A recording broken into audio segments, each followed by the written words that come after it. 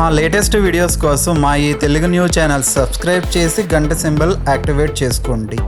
ఈ రోజే మొదటి శ్రావణ శనివారం, పరమ పవిత్రమైన రోజు. వెంకటేశ్వర స్వామి వారికి ఎంతో ఇష్టమైన రోజు. ఈ రోజు రాత్రి 12 లోపు శ్రీవారి పెళ్లి కథ వింటే చాలు, జన్మల పాపాలు పోతాయి, కోటి జన్మల పుణ్యం వస్తుంది. వెంకటేశ్వర స్వామి వారి అనుగ్రహం కలుగుతుంది.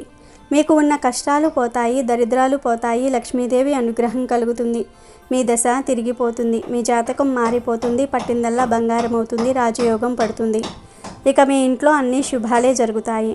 ఒకసారి వైకుంఠంలో శ్రీమన్నారాయణుల వారు ఆదిశేషునిపై విశ్రమించి ఉండగా జగన్మాత శ్రీ మహాలక్ష్మీదేవి స్వామివారి పాదాలు ఒత్తుతూ ఉన్నది.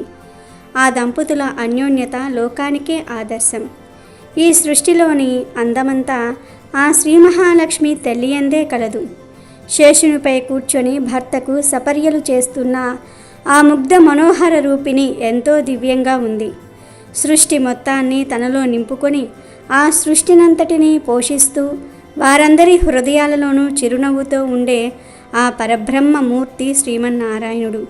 తన ముద్దుల పట్టమహిషి వంక చిరునవ్వుతో చూస్తూ ఏవో కబుర్లు చెప్తున్నాడు. ఏమి విశేషం చెప్తున్నాడో గాని ఆ తల్లి పెనివిటి వంక ఆశ్చర్యంగా చూస్తున్నది. ఇంతలోనే మళ్ళీ ఏదో వేళాకోళం చేస్తున్నట్లున్నాడు. ఆ జగన్మాత సిగ్గుతో ముడుచుకున్నది. ఆ తల్లి సిగ్గుపడితే ఆ ప్రకృతిలోని పుష్పాలన్నీ ముడుచుకున్నట్లు ప్రకృతి మొత్తానికి ఒక వింత శోభ చేకూరింది. ఇంతలో అక్కడికి నారదుల వారు వచ్చారు.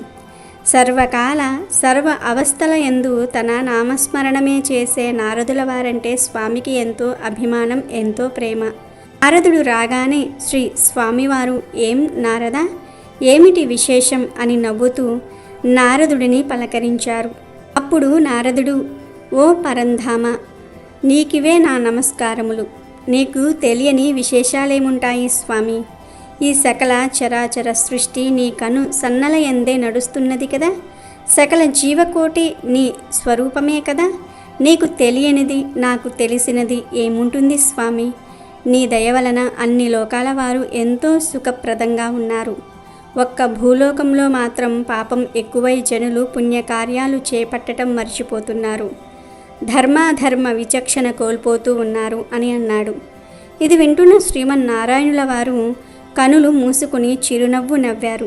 ఆ నవ్వుకు అర్థం ఏమిటో నారదుల వారికి అంతుపట్టలేదు. ఇంతలో శ్రీ మహాలక్ష్మీదేవి కల్పించుకుని, నారద, భూలోకవాసులు ఎందుకు ఇలా ప్రవర్తిస్తూ ఉన్నారు? వారిలో భక్తి, విచక్షణ, జ్ఞానం ఎందుకు పూర్తిగా సన్నగిల్లింది? ఎందుకు వారు సన్మార్గంలో నడవటం లేదు అని ప్రశ్నించింది. అప్పుడు నారదుడు, ఏమో తల్లి, అన్నీ ఆ శ్రీమన్నారాయణుడికే ఎరుక. కానీ ఒకటి మాత్రం నిజం, భూలోకంలో ప్రజలందరూ సంసార సాగరంలో కొట్టుమిట్టాడుతూ అనేక బాధలు పడుతూ ఉన్నారు. వారి బాధలు తగ్గించి వారిని రక్షించమని మిమ్మల్ని వేడుకోవడానికే వచ్చాను అని నారదుల వారు శ్రీ మహాలక్ష్మీదేవితో అన్నారు.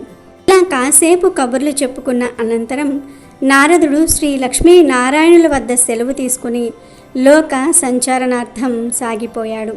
నారదుడు అలా వెళ్ళాడో లేదో ఒక్కసారి వాతావరణమంతా గంభీరంగా మారింది. ఏదో అవాంతరం రానున్నట్టుగా అనిపించింది. ఇంతలో రుసరుసలాడుతూ కోపంతో ఊగిపోతూ భృగు మహర్షి అక్కడికి ప్రవేశించాడు. వచ్చిందే తడువుగా జగన్నాథుని హృదయంపై తటాలున కాలుతో తన్నాడు. ఒక్కసారిగా జరిగిన ఈ పరిణామానికి జగన్మాత ఉలిక్కి పడింది. కన్నుల ముందు జరిగినది అర్థం కావటం లేదు. శ్రీమన్నారాయణుల వారు మాత్రం జరిగిన దానికి ఏమాత్రం చలించకుండా భృగు మహర్షుల వారి పాదాన్ని చేతిలో తీసుకొని చిరునవ్వుతో, స్వామి, నా హృదయాన్ని తాకిన మీ పాదం ఎంత నొచ్చుకున్నదో చూడండి, ఎంతగా కమిలిపోయిందో గమనించండి అంటూ నెమ్మదిగా ఆ మహర్షి కాళ్ళు పట్టుకుని అహంకారాన్ని అణిగేలాగా చేశాడు. అంతే, మహర్షి తామసం పూర్తిగా తగ్గిపోయింది. అప్పుడు భృగువు, స్వామి, జగన్నాయక, త్రిమూర్తులలో ఉత్తముడవు నీవే. ఆ మహర్షులమందరము భూలోకంలో యజ్ఞం చేస్తూ యజ్ఞఫలం ఎవరికి ఇవ్వాలా అని నిశ్చయించుకోవడానికి నేను బ్రహ్మ, రుద్రుల వద్దకు వెళ్ళగా వారిద్దరూ అహంకారులని, యజ్ఞఫలానికి అర్హులు కారని అనిపించింది. త్రిమూర్తులలో నీవే యజ్ఞ ఫలానికి అర్హుడవు, నీవే అత్యంత సౌమ్యుడవు. ఓ శ్రీమన్నారాయణ, మేము చేస్తున్న ఈ యజ్ఞ ఫలానికి ఈ విశ్వంలో నీవు తప్ప మరొకరు అర్హులు కారు అని అన్నాడు. ఇదంతా గమనిస్తున్న శ్రీ మహాలక్ష్మీదేవికి ఎంతో కోపం వచ్చింది. నా నివాస స్థలమైన వక్షస్థలమందు తన్నటమా? ఎంతటి అవమానం! ఎంతటి ఘోరం చేసిన ఆ మహర్షిని స్వామి ఏమీ నిందించకపోవటమా? పైగా అతడి కాళ్ళు పట్టుకుని ఊరడించటమా? ఇంతటి అవమానం నేను భరించలేను అని ఎంతో బాధపడి తక్షణమే వైకుంఠాన్ని విడిచి వెళ్ళిపోయింది. మహాలక్ష్మి లేని వైకుంఠం కళావిహీనమైంది. తనపై అలిగి లక్ష్మి భూలోకానికి వెళ్ళిపోవటంతో శ్రీమన్నారాయణుల వారు ఎంతో బాధపడ్డారు.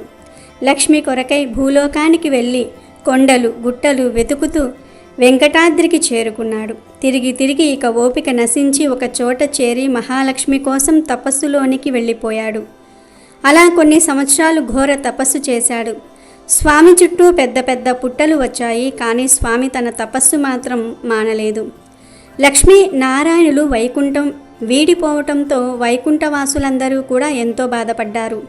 దేవతలందరూ జరిగిందంతా తెలుసుకొని ఎంతో చింతించారు. బ్రహ్మదేవుడు మహేశ్వరుని వద్దకు వెళ్ళి ఇలా అన్నాడు: ఓ పరమేశ్వర, మన ప్రియ సఖుడు శ్రీమన్నారాయణుని గమనించావా? అదిగో ఆ భూలోకంలో చూడు, తిండి తిప్పలు మాని శ్రీ మహాలక్ష్మి కోసం ఎలా తపస్సు చేస్తూ ఉన్నాడో చూడు.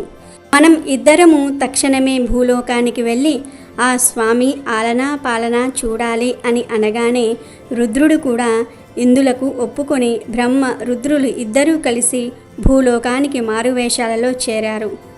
ఆ రోజులలో వెంకటాద్రి ప్రదేశాన్ని ఒక చోళరాజు పరిపాలిస్తూ ఉండేవాడు. ఒకనాడు లక్ష్మీదేవి గోపాలిక రూపాన్ని, బ్రహ్మ ఆవు రూపాన్ని, ఇంద్రుడు లేగదూడ రూపాన్ని ధరించి ఆ రాజు ఆస్థానానికి వెళ్ళారు.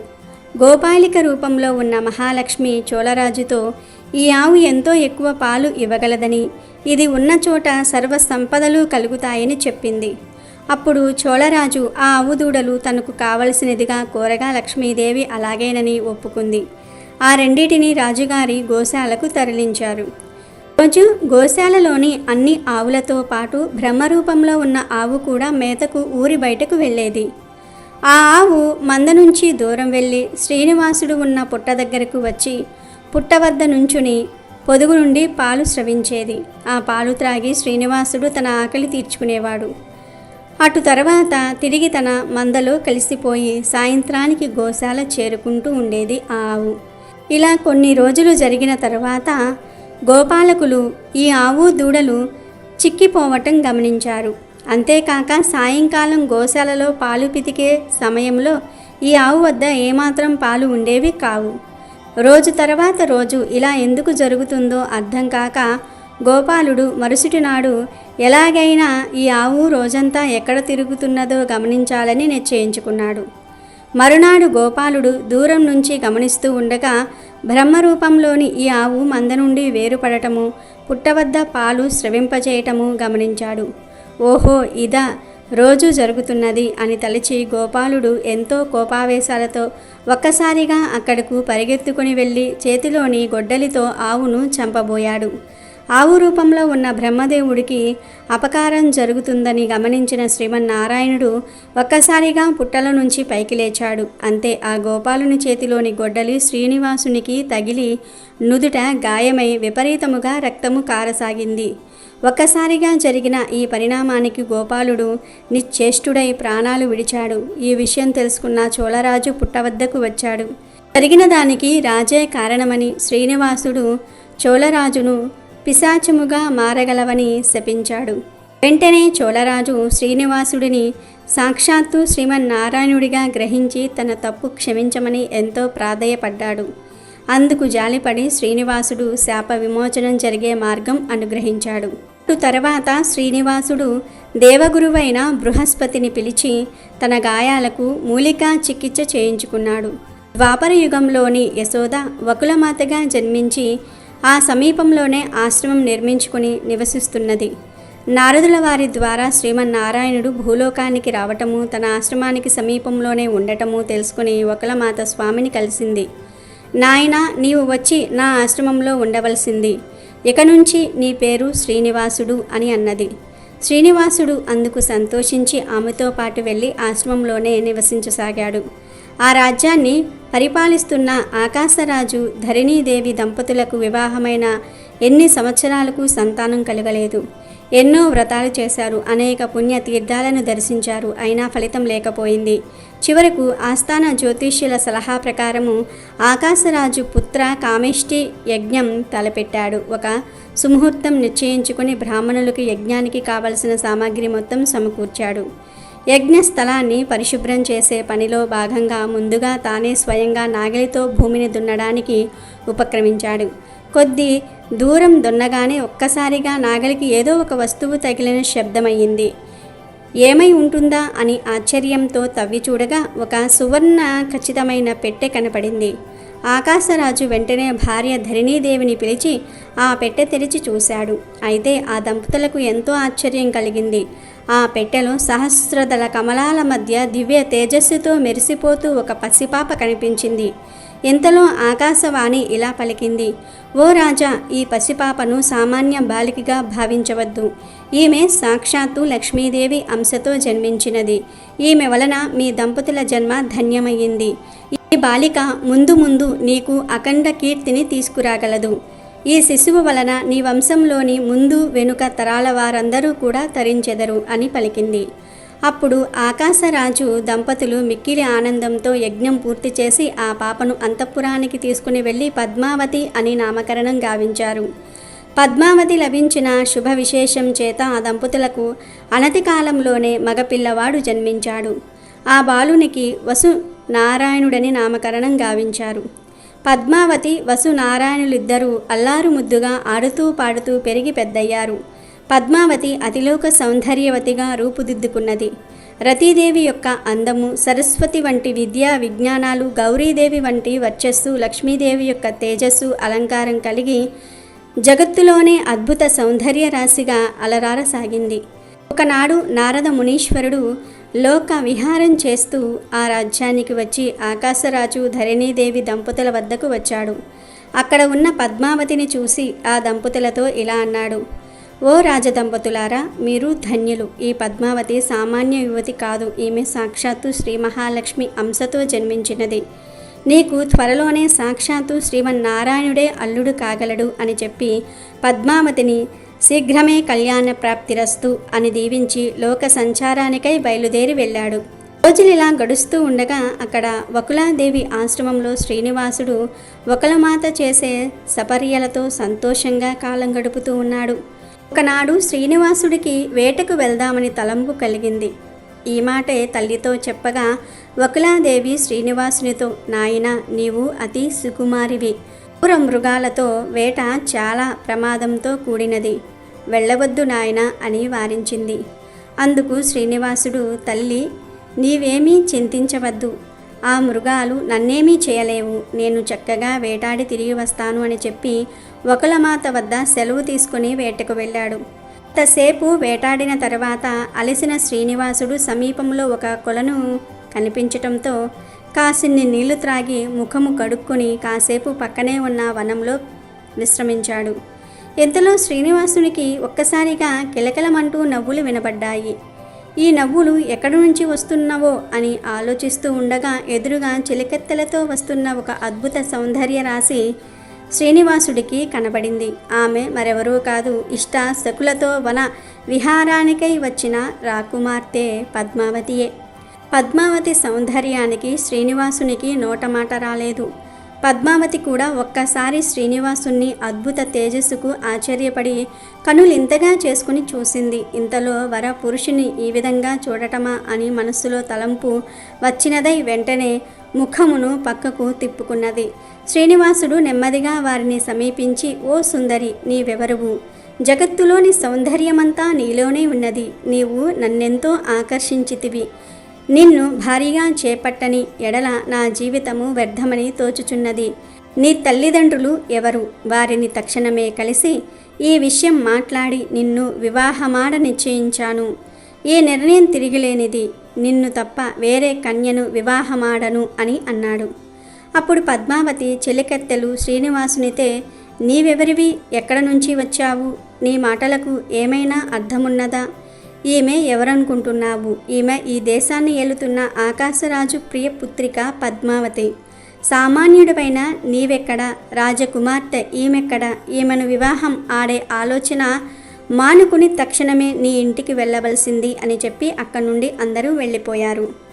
సకులతో కలిసి వెళ్ళిపోతూ పద్మావతి ఒక్కసారిగా వెనుకకు తిరిగి శ్రీనివాసుని క్రీంకంట చూసింది. ఆ చూపుతో శ్రీనివాసుడు మరింత ఉబ్బి తబ్బిబ్బయ్యాడు. ఆశ్రమానికి చేరిన శ్రీనివాసుడు వకులమాతకు జరిగిన విషయమంతా వివరించాడు. పద్మావతిని తప్ప వేరెవరినీ వివాహమాడనని చెప్పాడు. అందుకు వకులమాత శ్రీనివాసునితో, నాయన, అతి సామాన్యులమైన మనమెక్కడ? ఎక్కడో అంతఃపురంలో నివసించే ఆ పద్మావతి ఎక్కడ? దయచేసి ఆ ఆలోచనను విరమించు నాయన అన్నది. ఆయన శ్రీనివాసుడు వినలేదు. పద్మావతిని తప్ప వేరే కన్యను వివాహమాడే ప్రసక్తి లేదన్నాడు. అక్కడ అంతఃపురంలో పద్మావతి పరిస్థితి కూడా ఇలాగే ఉన్నది. ఉద్యానవనంలో శ్రీనివాసును చూసిన రాత్రి ఆమె కంటికి కునుకులేదు. రాత్రంతా శ్రీనివాసుని రూపమే కనుల ఎదుట కనిపించసాగింది. నిద్రలేమితో అలసటగా ఉన్న రాకుమార్తెను ఉదయం చూసిన తల్లి ధరణి దేవికి పద్మావతి ఎందుకు ఇలా ఉన్నదో అర్థం కాలేదు. పద్మావతి మాత్రం తల్లి ఎంతగా అడిగినా కూడా కారణం చెప్పలేదు. రోజురోజుకి పద్మావతి విరహ వేదన ఎక్కువ కాసాగింది. ఏ ఆహారము తినబుద్ధి కావటం లేదు. ఆటపాటలన్నీ మానివేసింది. ఏ విషయం మీదికి మనసు పోవటం లేదు. ఎల్లప్పుడూ శ్రీనివాసుడే మదిలో మెదులుతూ ఉన్నాడు. మనసులో ఒక్కటే ఆలోచన. తల్లిదండ్రులకు ఈ విషయం చెప్తే సామాన్యుడైన ఒకరికి తననిచ్చి వివాహం చేయడానికి ఏమాత్రం ఒప్పుకోరని తలచింది. అందుకే అటు శ్రీనివాసుని మరవలేక ఇటు తల్లిదండ్రులకు ఈ విషయం చెప్పలేక ఎంతో మదనపడుతూ నిద్ర ఆరాలు మానివేసి రోజురోజుకి కృంగి కృషించసాగింది. ఆకాశరాజు దంపతులకు ఏమీ తోచట్లేదు. ఎంతోమంది గొప్ప వైద్యులను పిలిపించి అనేక విధాల ప్రయత్నం చేశారు. అయినా పద్మావతిలో ఏమాత్రం మార్పు రాలేదు. ఒకనాడు అంతఃపురానికి ఒక ఎరుకల సాని వచ్చింది. ఈమె ఎవరో కాదు, మారువేషంలో వచ్చిన శ్రీనివాసుడే. ఎరుకల సాని సొంతి చెప్తూ ఉంటే ఆమెలో ఏదో శక్తి ఉన్నట్లు అంతఃపురంలోని వారికి అనిపించింది. వారు వెంటనే ఆమెను ధరణీదేవి వద్దకు తీసుకుని వెళ్ళారు. ధరణీదేవితో ఎరుకల సాని, అమ్మ, నేను ఉన్నది ఉన్నట్లు చెప్తాను. చెప్పింది చెప్పినట్లే జరుగుతుంది. నీ ఇంటిలో శాంతి లేదు. ఏదో బాధ నీ మనసును కలవరపెడుతున్నది అన్నది. వెంటనే ధరణీదేవి, చూడు తల్లి, నీలో ఏ శక్తి ఉన్నదో గాని నీ మాటలు ఎంతో ఆకట్టుకుంటున్నాయి. నీవు చెప్పింది నిజం. మా ఎవ్వరికీ ప్రశాంతత లేదు. మా కుమార్తె పద్మావతికి ఏదో వింత వ్యాధి పట్టుకున్నది. ఇది ఎవరికీ అర్థం కావట్లేదు. నీవే చెప్పాలి అన్నది. ఇంతలో పద్మావతిని అక్కడకు తీసుకురాగానే ఎరుకల సాని రూపంలో ఉన్న శ్రీనివాసుడు ఇలా చెప్పసాగాడు. ఓ తల్లి, నువ్వు ఒక పిల్లవాని మీద మనసు పడ్డావు. అడవిలో కనపడ్డాడు. అతడు సామాన్యుడు కాదే తల్లి, ఆ శ్రీ మహావిష్ణువే. ఆయన్ని నువ్వు వలచావు. నీ పెళ్ళి తప్పకుండా ఆయనతోనే అవుతుంది. నువ్వు కలకాలం సుఖంగా ఉంటావు. నీ కోరిక తీరుతుందే తల్లి అని చెప్పింది. ఈ మాటలు విన్న ధరణీదేవి ఆశ్చర్యపోయింది. ఇదా విషయం అని పద్మావతిని అడుగగా ఎరుకల సాని చెప్పిందంతా నిజమేనని చెప్పింది. ధరణీదేవి ఎరుకల సానికి ఎన్నో బహుమానాలు ఇచ్చి పంపింది. ఆమె వెళ్ళిన కాసేపటికి వకులాదేవి అంతఃపురానికి వచ్చింది. తను శ్రీనివాసుని తల్లిని, తన కుమారుడు పద్మావతిని వరించాడని చెప్పింది. ధరణీదేవి ఎంతో సంతోషించి భర్త ఆకాశరాజును పిలిచి జరిగిన విషయమంతా కూడా చెప్పింది. ఆకాశరాజు సాక్షాత్తు శ్రీమన్నారాయణుడే తన అల్లుడు కాబోతూ ఉన్నందుకు ఎంతో సంతోషించాడు. వకులాదేవి కూడా ఎంతో సంతోషించి ఆ దంపతుల వద్ద సెలవు తీసుకుని తన ఆశ్రమానికి వెళ్ళింది. ఇక ఆకాశరాజు ధరణీదేవి దంపతుల ఆనందానికి అవధులు లేవు. ఈ ప్రపంచంలో అందరికీ ఇంతటి భాగ్యం లభించగలదు. ఎన్ని కోట్ల జన్మల పుణ్యఫలమో కదా. సాక్షాత్తు శ్రీమన్నారాయణ్ణి అల్లునిగా పొందగలిగే భాగ్యం ఎంతమందికి కలుగుతుంది. మా జన్మ ధన్యమయ్యింది. ఓ శ్రీమన్నారాయణుడా, ఇంతటి భాగ్యం అనుగ్రహించిన నీకివే మా నమస్కారములు. ఓ శ్రీ మహాలక్ష్మి, ఈ ప్రపంచంలోని సర్వ ఐశ్వర్యాలకు నిలయమైన నిన్ను కుమార్తెగా పొందిన మేము ఎంతటి అదృష్టవంతులము తల్లి అని ఎంతో సంతోషపడ్డారు. ఆకాశరాజు దంపతులు వారి గురువైన సుఖ మహర్షికి కబురు పంపించగా ఆ మహర్షి వెంటనే రాజప్రసాదానికి వచ్చాడు. మహర్షుల వారికి సకల సపర్యలు గావించి జరిగిన విషయములన్నీ కూడా వివరంగా చెప్పారు. అప్పుడు సుఖ మహర్షి ఆ దంపతులతో ఇలా అన్నాడు: ఓ రాజదంపతులారా, దివ్య దృష్టితో నాకు అన్ని విషయములు తెలిసినవి. సాక్షాత్తు శ్రీ లక్ష్మీ నారాయణులనే కుమార్తె అల్లుడిగా పొందిన మీ భాగ్యమెంతని వర్ణించగలను. ఎన్నో కోట్ల సంవత్సరాల తపస్సు చేతగాని ఆ స్వామి దర్శనమే సాధ్యపడదే. అటువంటిది మీరు ఆ జగత్ కళ్యాణ చక్రవర్తినే అల్లునిగా పొందుతున్నారు. ఆహా, ఎంతటి అదృష్టవంతులు!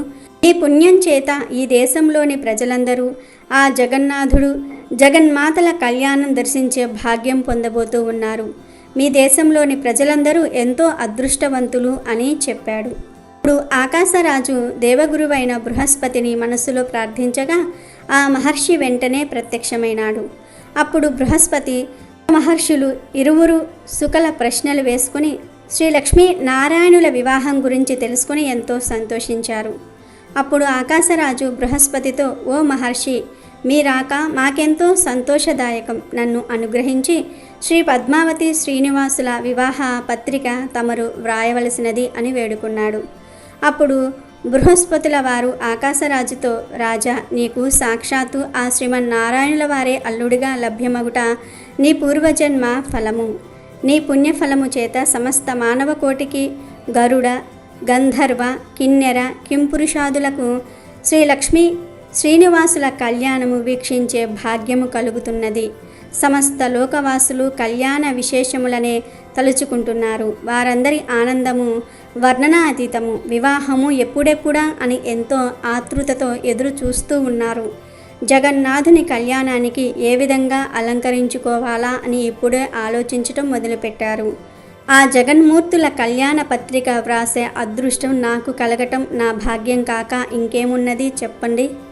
ఇదంతా ఆ దివ్య దంపతులు శ్రీ లక్ష్మీ నారాయణుల అనుగ్రహం తప్ప మరొకటి కాదు అని తలచి లగ్న పత్రిక వ్రాయడానికి ఉపక్రమించాడు. శ్రీ లక్ష్మీ నారాయణులను ఒక్కసారి మనసులో ప్రార్థించి ఇలా మొదలుపెట్టాడు: ఓ శేషాచలవాసుడైన శ్రీనివాస, ఆకాశరాజు అనబడే నేను నా కుమార్తె పద్మావతిని తమకు ఇచ్చి వివాహము జరిపించడానికి ఎంతో సంతోషంతో నిశ్చయించుకున్నాను. అందులకు ఈ వైశాఖ శుద్ధ దశమి శుక్రవారము దివ్య ముహూర్తముగా పెద్దలు నిశ్చయించినారు. కావున తాము బంధుమిత్ర సపరివార సమేతముగా వచ్చి నాచే నొసంగబడు కన్యాదానమును స్వీకరించి మమ్ములను కృతార్థులను చేయవలసింది అని వ్రాశాడు. లగ్న పత్రికను బృహస్పతుల వారు అక్కడ ఉన్న వారందరికీ చదివి వినిపించారు. లగ్న పత్రిక రాయటం పూర్తవగానే ప్రకృతి పులకించింది అనడానికి సంకేతంగా చల్లని చిరుజల్లు కురిసింది. అప్పుడు ఆకాశరాజు తన గురువైన సుఖ మహర్షికి ఈ లగ్న పత్రికను ఇచ్చి శేషాచలము వెళ్ళి శ్రీనివాసునికి అందియవలసినదిగా ప్రార్థించాడు. అప్పుడు ఆ సుఖమహర్షి, ఓ రాజా, ఇంతకు మించిన అదృష్టమేమున్నది? తప్పక ఆ శ్రీనివాసుని దర్శించి ఈ లగ్నపత్రికను వారికి అందిస్తాను అని లగ్నపత్రికను కనులకు అద్దుకొని తక్షణమే శేషాచలానికి బయలుదేరి వెళ్ళాడు. వకులాదేవి ఆశ్రమానికి వచ్చిన సుఖమహర్షికి ఎన్నో మర్యాదలు గావించబడ్డాయి. కాసేపు విశ్రమించిన తర్వాత సుఖమహర్షి తాను తీసుకువచ్చిన లగ్నపత్రికను ఒక్కసారి కన్నులకు అద్దుకుని శ్రీనివాసునికి అందించాడు. శ్రీనివాసుడు లగ్నపత్రికలోని విశేషములన్నీ చదివి ఎంతో ఆనందించి తన ప్రత్యుత్తరాన్ని ఈ విధంగా రాసి శుకునికి అందించాడు. ఓ మహారాజా, నీవు రాసిన లేఖను అందుకుంటిని. నీ కుమార్తె పద్మావతిని నా భార్యగా స్వీకరించుట నాకెంతో సంతోషదాయకము. మేమిద్దరము బహుదానంద పడితిమి.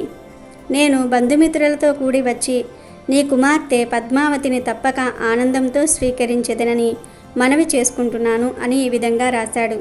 ఆ లేఖను తీసుకుని శ్రీనివాసుని వద్ద సెలవు తీసుకుని సుఖమహర్షి ఆకాశరాజు వద్దకు తిరిగి వెళ్ళాడు. అలా శ్రీనివాస పద్మావతి కళ్యాణం నిశ్చయమయ్యింది.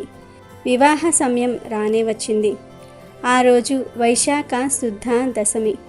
సూర్య భగవానుడు ఉదయాన్నే ఎంతో ఆనందంగా ఉన్నాడు.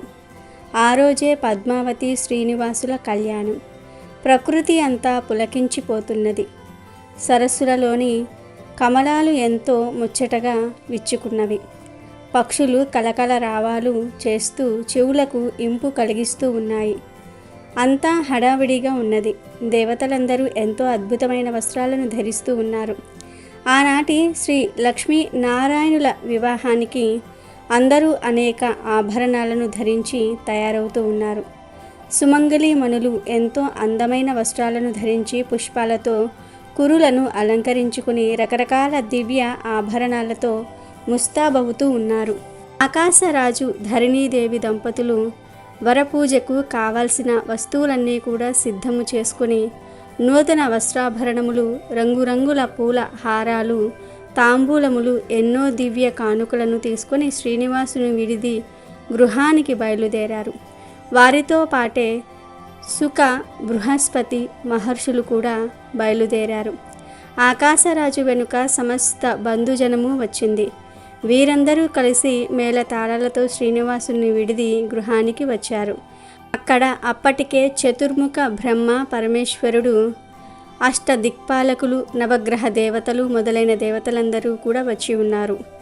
అక్కడ ముని గణములోనున్న వశిష్ఠుల వారు ఆకాశరాజుతో వరపూజ గావించవలసిందిగా చెప్పారు.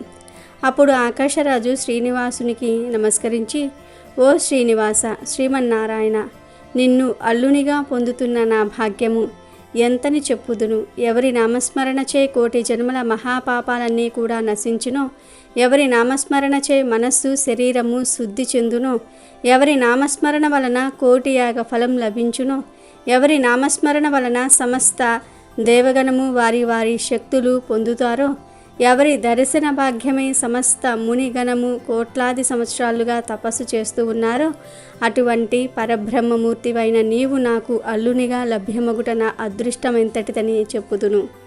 నీ పాదపద్మములను ఒక్కసారి మనసులో తలిస్తే చాలు, సర్వపాపములు తొలగిపోవును, సర్వభాగ్యాలు కలుగును. సాక్షాత్తు బ్రహ్మదేవుడే కడిగిన నీ పాదాలను కడిగే అదృష్టం నాకు కలిగినందుకు నాకెంతో సంతోషముగా ఉన్నది. కన్యాదాతలందరూ కూడా తమ కుమార్తెకు భర్తగా వచ్చే యువకుడు శ్రీమన్నారాయణు గుణగణాలను, సౌందర్యాన్ని, తేజస్సును కలిగి ఉండాలని తలుస్తారు. అటువంటిది సాక్షాత్తు నీవే నాకు అల్లునిగా లభించటంతో ఏ కన్యాదాతకు కలగని అదృష్టం నాకు కలిగింది అని ఆనంద బాష్పాలు కంటగారా శ్రీనివాసుని పాద పద్మములను కడిగి చందన, కుంకుమ, పుష్ప, అక్షింతలతో పూజించాడు. సుమంగళి మణులు మంగళహారతి పాటలు పాడుతూ శ్రీనివాసునికి హారతి పట్టారు. ఈ వేడుకంతా చూస్తున్న వారందరి ఆనందం చెప్పడానికి వేలు లేనిది. ఇక పెండ్లి కుమార్తె తన మందిరంలో ఎలా ఉన్నదో చూద్దాము. సాక్షాత్తు సరస్వతీదేవి, గౌరీదేవి పద్మావతిని అలంకరిస్తున్నారు. అద్భుతమైన బంగారు సరిగంచు పట్టుచీర కట్టి బంగారు కుచ్చులతో మల్లె మొగ్గలు జడను వేసి పాపెట బొట్టు, చెంపన ముత్యాల సరాలతో అలంకరించారు. సరస్వతీదేవి కాళ్లకు పారాని రాయగా గౌరీదేవి పద్మావతికి బుగ్గన చుక్కను పెట్టింది. ఇంద్రుని భార్య సచీదేవి పద్మావతికి ఎంతో అందమైన మెరిసిపోతున్న ఆభరణాలను అలంకరింపచేసింది. అప్సరసలు వచ్చి పద్మావతికి చేతులకు, కాళ్లకు గోరింతాకు పెట్టారు. ఆహా, ఆ తల్లి సౌందర్యం ఎంతని వర్ణించగలం. శ్రీనివాసుడే మదిలో దోబూచులాడుతూ ఉండగా మధుర మధుర ఆలోచనలతో ఆనందిస్తూ మళ్ళీ ఇంతలోనే ఓహో, ఇక్కడ ఇంతమంది ఉన్నారు కదా అని సిగ్గుపడి ముడుచుకుపోతూ ఉన్న శ్రీ మహాలక్ష్మిని వర్ణించటం ఎవరితరం? ఆ సృష్టిలోని సౌందర్యమంతా ఆమెదే కదా. ఇంత చక్కటి బంగారు ఆభరణాలు ధరించింది, కానీ ఈ సృష్టిలోని బంగారమంతా ఈమె స్వరూపమే కదా. ఇన్ని రకాల పుష్పాలను చక్కగా తురుముకున్నది, కానీ ఈ పుష్పాల్లోని అందమంతా ఈ లతాంగిదే కదా. ఈ సృష్టిలోని ఐశ్వర్యమంతా ఈ తల్లి స్వరూపమే కదా. ఆహా, ఈ తల్లిని, జగన్మాతను పెండ్లి కూతురుగా చూసి అక్కడ ఉన్నవారంతా మురిసిపోతూ ఉన్నారు. శ్రీ పద్మావతి శ్రీనివాసుల వివాహం అత్యంత వైభవంగా, కన్నుల పండుగగా 5 రోజులు జరిగినది. సమస్త విశ్వమునకు ఆ 5 రోజులు కళ్యాణ శోభయే. సాక్షాత్తు శ్రీమన్నారాయణుల వారినే అల్లుడిగా పొందిన మహారాజు ఆనందమునకు అంతు లేకుండెను. ఆ రాజదంపతులు కుమార్తె పద్మావతిని సారెతోడ అత్తవారింటికి పంపినారు. వివాహమైన తర్వాత 6 నెలలు కొండ ఎక్కకూడదన్న నియమం చేత మార్గమధ్యంలో శ్రీనివాసుడు పద్మావతి దంపతులు అగస్త్యముని ఆశ్రమునికి చేరను. 6 నెలల పాటు అక్కడ నివసించిన తర్వాత వారిద్దరూ శేషాచలమునకు బయలుదేరిరి. బంధుమిత్ర సపరివారముగా శేషాచలము చేరిన తర్వాత దేవతలందరూ పుష్పములు చల్లుతూ ఉండగా శ్రీనివాసుడు హృదయలక్ష్మి సమేతుడై ఆనంద నిలయంలో ప్రవేశించెను. పద్మావతి శ్రీనివాసుని హృదయమున వ్యూహలక్ష్మియై అలంకరించినది. ఆకాశము నుండి దేవతలు పూలవాన కురిపించిరి. శ్రీ పద్మావతి శ్రీనివాసుల కళ్యాణ విశేషములు విన్నవారి చూసిన వారి జన్మ ధన్యము. శ్రావణ శనివారాలంటే వెంకటేశ్వర స్వామికి ఎంతో ఇష్టం. శ్రావణ శనివారం రోజున వెంకటేశ్వర స్వామిని పూజించుకుంటే చాలా మంచిది. చాలామంది ఈరోజు స్వామివారి ముందు పిండి ప్రమిదలు ఉంచి పిండి దీపారాధన చేస్తారు. శ్రావణ మాసంలోని అన్ని శనివారాలలో ఇలా పిండి దీపారాధన చేస్తే ఈ శ్రావణ మాసం వెళ్ళేలోపే మీ కోరికలన్నీ కూడా నెరవేరుతాయని పెద్దలు చెప్తూ ఉన్నారు. కనుక శ్రావణ శనివారం రోజు అందరూ వెంకటేశ్వర స్వామిని పూజించాలి, పిండి దీపారాధన చేయాలి. పిండి దీపారాధన చేసే సమయం లేని వారు కనీసం మామూలు దీపారాధన అయినా సరే చేసుకోవాలి. ఇలా చేయటం వలన వెంకటేశ్వర స్వామి వారి అనుగ్రహం కలుగుతుంది. అలాగే ఈ శ్రావణ శనివారం రోజు వెంకటేశ్వర వ్రతకల్పంలోని ఈ కథలు వింటే చాలు కోటి జన్మల పుణ్యం వస్తుంది, పట్టిందల్లా బంగారం అవుతుంది. పూర్వకాలమున నగరి అనే గ్రామములో ధనగుప్తుడనే వ్యాపారుడు ఉండేవాడు. అతడు మహాలోభి. ఎంత ఐశ్వర్యములు సంపాదించినా కూడా అతని లోభితనమునకు అంతు లేకుండెను. ఈ ఐశ్వర్యమంతయు తన గొప్పయే అనుకుని అతను వెర్రవీగేవాడు. అంతటి వారినైనా ఈ అహంకారమే కదా అదో పాతాళమునకు త్రోసివేయునది. ధనగుప్తుని భార్య కాంతిమతి మాత్రము ఎంతో భక్తి శ్రద్ధలు కలిగి ఉండేది. వారికి 3 పుత్రికలు. చివరి పుత్రికైన కుమారికి దైవభక్తి ఎక్కువగా ఉండేది. ఎల్లప్పుడూ ఆ శ్రీనివాసున్నే తలుస్తూ ఉండేది. కుమారి తండ్రికి తెలియకుండా వీలున్నప్పుడల్లా కూడా శ్రీ వెంకటేశ్వర స్వామి వారి ఆలయానికి వెళ్ళి స్వామివారిని దర్శించుకుని వస్తూ ఉండేది. ఇంటికి తీసుకువచ్చిన ప్రసాదాన్ని అందరూ స్వీకరించినా తండ్రి మాత్రం ఎప్పుడూ తీసుకునేవాడు కాదు. భర్త యొక్క ఈ ప్రవర్తనకు కాంతిమతి మిక్కిలి చింతించేది. ఒకరోజు కుమారి తన స్నేహితుల ఇంట శ్రీ వెంకటేశ్వర వ్రతం జరుగుతుందని తెలుసుకుని తాను కూడా వ్రత కథలను విందామని వెళ్ళింది. వ్రతము పూర్తి చేసేసరికి మిట్ట మధ్యాహ్నం అయ్యింది. ప్రసాదము తాను స్వీకరించి కొంచెము ప్రసాదాన్ని పొట్లముగా కట్టించుకుని ఇంటికి బయలుదేరినది కుమారి. మార్గ మధ్యమునకు వచ్చేసరికి ఎండ తీవ్రత ఎక్కువైనది. ఎక్కడైనా కొంచెం దాహం తీర్చుకుందామని తలచగానే ఆ పక్క వీధిలోనే తన తండ్రి అంగడి ఉందని గుర్తొచ్చింది. దాంతో కుమారి దగ్గరలో ఉన్న ఆ అంగడికి వెళ్ళి ఈ వ్రతం గురించి తండ్రికి చెప్పకుండా నీళ్లు అడిగి తాగింది. తండ్రి కోపగించుకుంటాడనే భయంతో కంగారుగా దాహం తీర్చుకుని వడివడిగా ఇంటిదారి పట్టింది. ఈ హడావిడిలో కుమారి ప్రసాదం పొట్లం దుకాణంలోనే మర్చిపోయి వదిలివేసింది. ఇంతలో ఆ బజారులో ఒక్కసారిగా అలజడి మొదలయ్యింది. ప్రజలందరూ ఆహాకారాలు పెడుతూ పరిగెత్తుతూ ఉన్నారు. పెద్ద అగ్ని ప్రమాదం సంభవించి ఆ వీధిలోని అంగళ్ళు అగ్నిదేవుని ప్రతాపానికి ఆహుతి కాసాగాయి. అసలే మిట్ట మధ్యాహ్నం, దానికి తోడు తీవ్రమైన వడగాలి. ఆ మంటలు చూసిన ధనగుప్తుడి శరీరం భయంతో కంపించింది. ఇంకొద్ది క్షణాలలో తన కళ్ళ ముందే తన అంగడి కూడా బూడిద కావాల్సిందే. ఈ ఆలోచనతో చేతులు వణికిపోతూ ఉన్నాయి. అంగడి నుంచి అందరూ బయటకు పరుగులు తీశారు. కానీ తాను ఉండిపోయాడు. అంగడిని విడిచి పోబుద్ధి కావటం లేదు. అంటే తాను కూడా మసైపోతాడు. ఇలా ధనగుప్తుడు ఆలోచిస్తూ అంగడిలోనే ఉన్నాడు. ఈ కంగారులో చేతికి ఏదో పొట్లం తగిలింది. ఏ ఆలోచన లేకుండా తీసి నోట్లో వేసుకున్నాడు. తీయగా అనిపించింది. అంతేకాదు మనసు కొంచెం స్థిమిత పడ్డట్టు కూడా తోచింది. అప్పుడే ఒక అద్భుత సంఘటన జరిగింది. మంటలన్నీ ధనగుప్తుడి ముందు దుకాణం వద్దే ఆగిపోయాయి. ఒక్క నిప్పురవ్వ కూడా తన దుకాణంపై పడలేదు. ఈ చిత్రం చూసిన ధనగుప్తుడి నోటి మాట రాలేదు. ఇంతలో ఈ వీధిలో అగ్ని ప్రమాదం జరిగిందని ఇంటిలో తెలిసి భార్య కాంతిమతి కుమార్తెలతో సహా భయాందోళనలతో ఆ శ్రీనివాసుడినే ప్రార్థిస్తూ అక్కడికి వచ్చారు. అంగడి వరకు వచ్చిన మంటలు పక్కనే ఉన్న అంగడి వద్దే ఆగిపోవటం చూసి ఆశ్చర్యచకితులయ్యారు. అప్పుడు కుమార్తెకు తాను అంగడిలో మరిచిన పొట్లం గుర్తుకు వచ్చింది.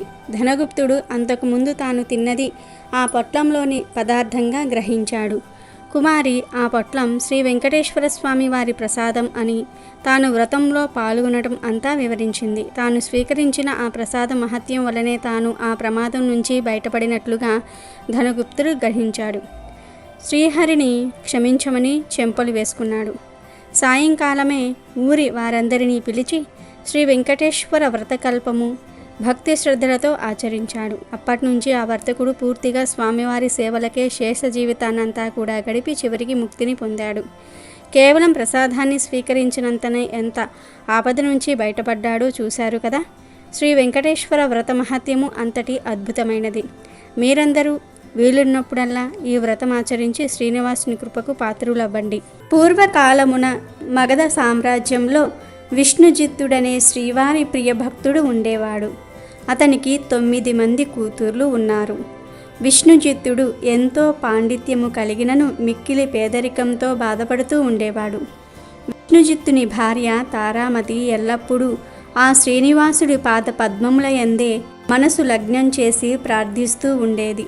అప్పుడప్పుడు వివాహాది శుభకార్యాల పౌరోహిత్య కార్యక్రమాలలో దక్షిణగా వచ్చే కొద్దిపాటు సొమ్ముతో అష్టకష్టాలు పడుతూ సంసారం సాగిస్తూ ఉన్నారు ఆ దంపతులు. కుమార్తెలకు యుక్త వయసు సమీపించినది. తారామతి ఎప్పుడూ కూతుర్ల వివాహం ఎలా చేయాలి అని చింతిస్తూ ఆ శ్రీనివాసున్నే ప్రార్థిస్తూ కాలం వెళ్ళబుచ్చేది. ఆశ్రిత జన రక్షకుడైన శ్రీ వెంకటేశ్వర స్వామి వారికి తన భక్తులంటే అపార ప్రేమ. ఇది మన అందరికీ తెలిసినదే కదా. అందుకే ఒకనాడు ఆ శ్రీనివాసుడు ఈ దంపతుల కష్టాలను తీర్చడానికి ఒక వృద్ధ బ్రాహ్మణుడి రూపంలో వచ్చాడు. ఒక శనివారం రోజు ఉదయాన్నే ఈ వృద్ధ బ్రాహ్మణుడు విష్ణుజిత్తుని ఇంటి తలుపు తట్టాడు. విష్ణుజిత్తుడు వచ్చి తలుపు తీశాడు. అప్పుడు ఆ బ్రాహ్మణుడు, అయ్యా, నేను వంగదేశపు వాసిని. ఒక యజ్ఞం నిమిత్తం వెళ్తూ దారి మధ్యలో ఈ దేశం వచ్చాను.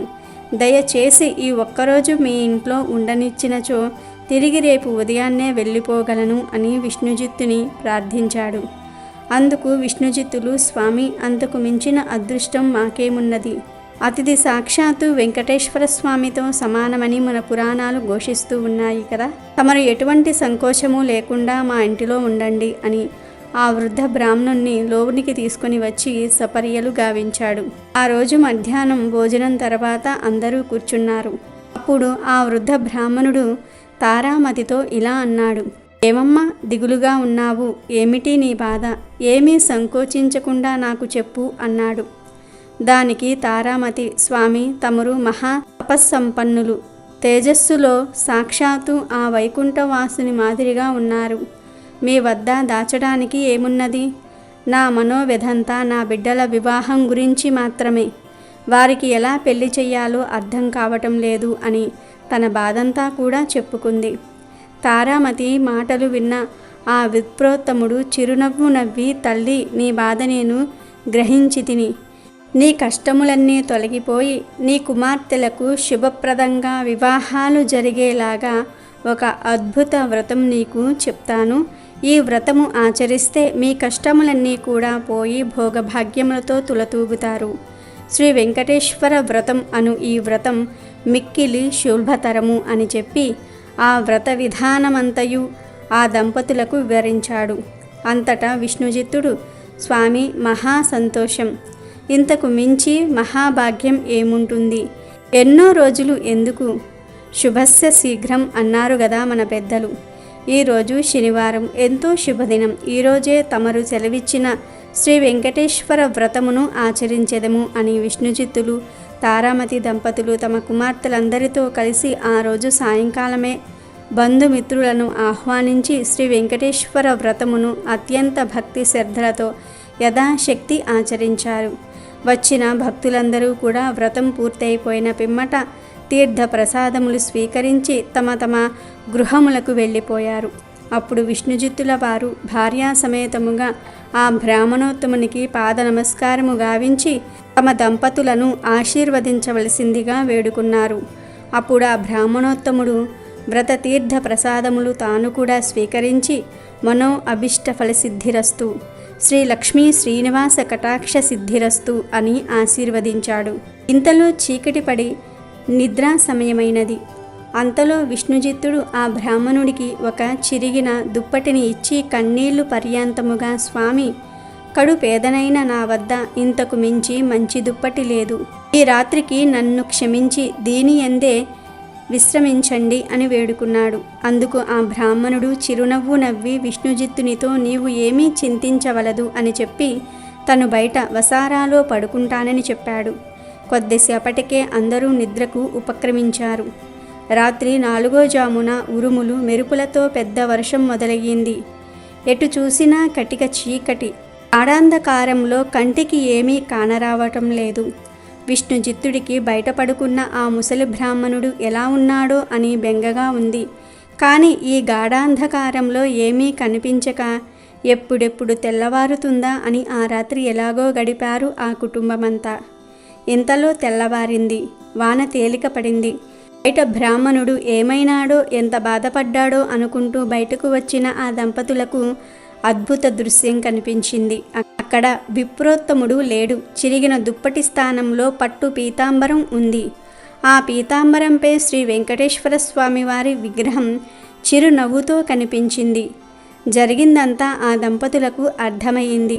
వారి ఆనందానికి అవధులు లేవు. వచ్చింది సాక్షాత్తు శ్రీమన్నారాయణుడే. ఆహా, ఏవి మన భాగ్యము, ఎన్నో జన్మల పుణ్యఫలము. కానీ ఆ స్వామివారు మన దగ్గరకు వచ్చారని కనిపెట్టలేకపోయామే. చివరికి చిరిగిన దుప్పటి ఇచ్చామే అని తలుస్తూ శ్రీ స్వామివారి విగ్రహాన్ని కళ్ళకద్దుకుని ఇంట్లోకి వచ్చారు. ఇల్లంతా స్వర్ణమయంగా కనిపించింది. అంతటా ధనరాశులే. ఆహా, శ్రీ వెంకటేశ్వర స్వామి వారి వ్రతకల్ప మహత్యము వలన గదా ఇదంతయు జరిగినది అని చెప్పి ఆ స్వామిని అనేక విధాల స్తుతించారు. సాక్షాత్తు స్వామివారే ఆ భక్తుని ఇంటికి అతిథి రూపంలో వచ్చి వ్రత విధానము చెప్పటమే కాకుండా తీర్థ ప్రసాదాలు కూడా తానే స్వీకరించాడు. శ్రీ స్వామివారు అంతటి కరుణామయుడు. ఎవరైతే భక్తి శ్రద్ధలతో ఈ వ్రతం ఆచరిస్తారో వారింటికి తానే స్వయంగా ఏదో ఒక రూపంలో తప్పక వస్తాడు. గోవింద గోవింద గోవింద. పూర్వకాలంలో కౌమార దేశంలో మిత్రుడు అనే ఒక చాకలివాడు ఉండేవాడు. అతడు తన కుల వృత్తిని నిర్వర్తిస్తూ వీలున్నంతలో దానధర్మాలు గావిస్తూ ధర్మపరంగా జీవిస్తూ ఉండేవాడు. కానీ అతడి దిగులంతా కూడా అతనికి ఉన్న అవిటితనమే. కాలు అవిటిది కావటం చేత ఉతికిన బట్టలను మూటలు కట్టి ఇంటింటికి తిరిగి ఇవ్వటం చాలా కష్టంగా ఉండేది. దానికి తోడు గంపెడు సంసారం. కష్టపడకపోతే పూట గడవదు. ఎల్లప్పుడూ ఆ శ్రీనివాసుణ్ణే ప్రార్థిస్తూ ఉండేవాడు. ఏదో ఒక రోజున ఆ స్వామి తనను కరుణిస్తాడన్న నమ్మకంతో జీవనం సాగిస్తూ ఉన్నాడు. భక్తజన సులభుడైన శ్రీ వెంకటేశ్వర స్వామి ఇదంతా గమనిస్తూనే ఉన్నారు.